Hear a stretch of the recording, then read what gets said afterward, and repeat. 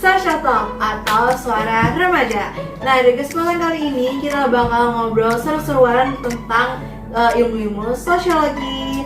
Nah, sebelum itu perkenalkan, nama aku Zara Famulia Pratista dan di sini aku juga ada teman host bareng. Aku Shakira. Nah, kita di sini dengan teman kita yang keren-keren banget nih, yang akan membahas fenomena sosial yang lagi hangat banget nih, guys. Betul banget. Nah, sebelum itu boleh kali perkenalan diri masing-masing dulu nih. Halo guys, aku Alden dari Visi Bukti 2025. Halo guys, nama aku Aira dari IPB. Halo semuanya, aku Safwa dari University of Oxford. Halo semuanya, aku Yunaulia dari Universitas Indonesia. Keren banget nih. Nah, tanpa berlama-lama lagi, mari kita lanjut ke materinya aja kali ya. Nah, sebagai perkenalan nih, kita mau tahu dulu tentang nilai dan norma sosiologi. Karena kan kayak, kenapa sih bisa sekarang para remaja itu melanggar nilai atau norma? Oke, guys. Jadi sebenarnya nilai itu bukan hal yang bisa digambarkan secara sulit. Jadi nilai itu sebenarnya simpel. Nilai sosial itu adalah hal yang dianggap baik atau buruk oleh masyarakat. Nah, kalau sedangkan norma itu sebuah aturan tertulis atau tidak tertulis yang ada sanksinya. Kenapa norma dibuat? Untuk bisa mewujudkan dari nilai itu sendiri. Nah, contoh dari norma yang sering kita ketemu di kehidupan sehari-hari kan kayak dilarang mencontek, dilarang membuli, dilarang tawuran. Terus juga kalau misalnya nilai dan norma tidak dipenuhi secara baik di kehidupan sehari-hari, ya tentu tidak akan ada perdamaian di dunia ini. Bener banget. Tapi nyatanya lampu merah aturan itu tetap terus kan.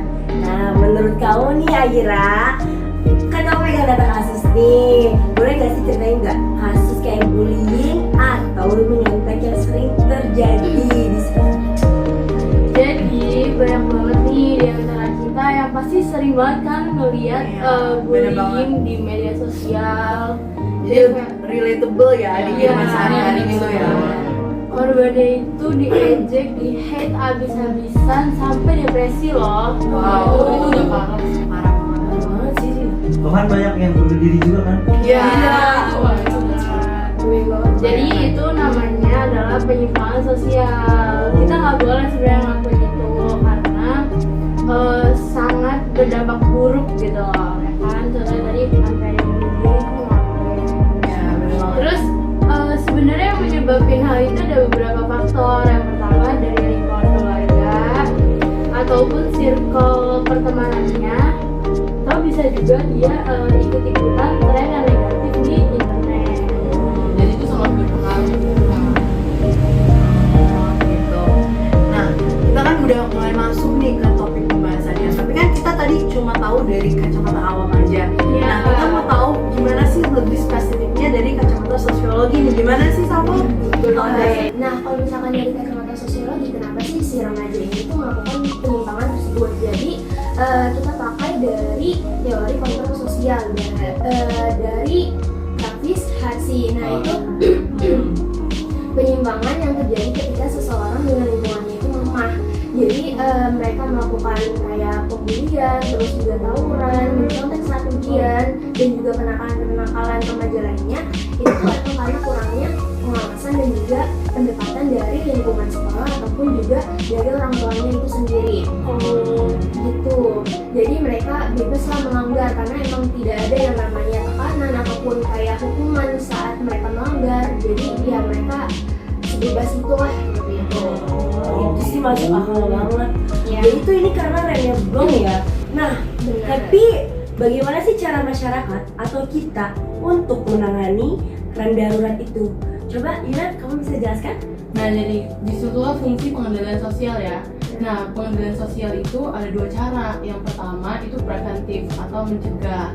Nah, jadi ya sebelum terjadi hal-hal yang menyimpang, kita harus mencegah dulu lah gitu. Contohnya seperti ada, pasti kan ada sosialisasi yang bullying di sekolah-sekolah kan. Terus yang kedua ada yang namanya represif.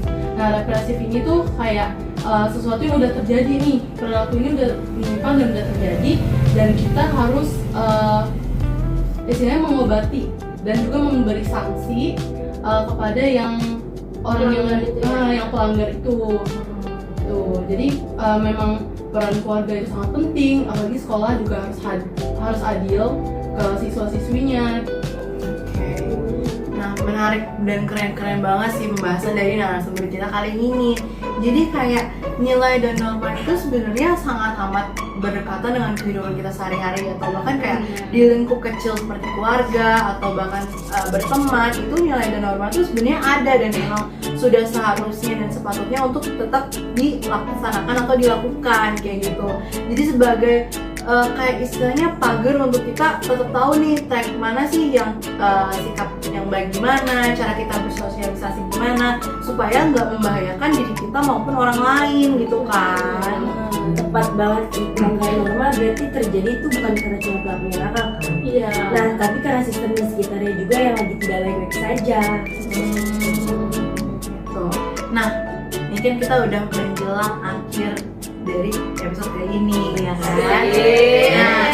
Nah, ada nggak sih pesan-pesan yang bisa kalian sampaikan ke teman-teman yang ada di rumah supaya bisa lebih kenal lagi gimana tentang nilai dan norma?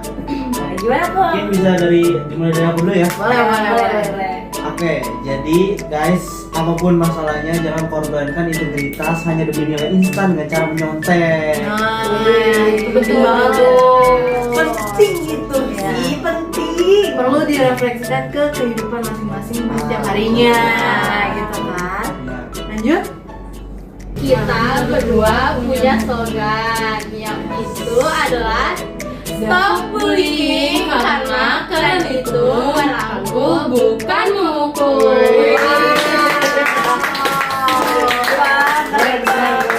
Makanya buat ahli semuanya ya. Makasih banget buat teman yang udah nonton dan dengerin podcast kita ini loh. Nah, buat teman-teman yang udah dengerin sampai akhir, jangan lupa untuk refleksikan apa yang udah disampaikan oleh kita semua di kehidupan sehari-harinya, dan semoga bisa terus teringat dan juga bisa melaksanakannya dengan baik ya. Sampai jumpa di episode selanjutnya. Bye bye.